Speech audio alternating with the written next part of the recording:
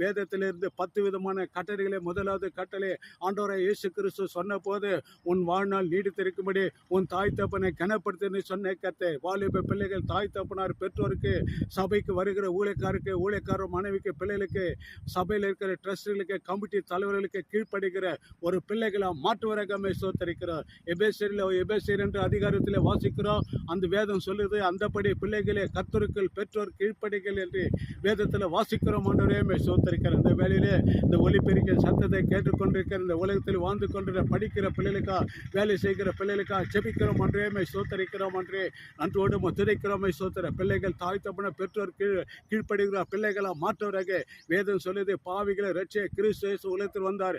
வருத்தப்பட்டு பார சுமைக்குள்ளே நீங்கள் எல்லோரும் என்னிடத்தில் வாருங்க, நான் உங்களுக்கு இளைப்பாறுதலை தருவேன் சொன்ன கர்த்தர். சோத்தரிக்கிற வேதம் சொல்லுது, பாவத்தின் சம்பளம் மரணம், பாவம் செய்கிற ஆத்மாவே சாகும், பாவம் செய்கிற பாவத்துக்கு அடிமை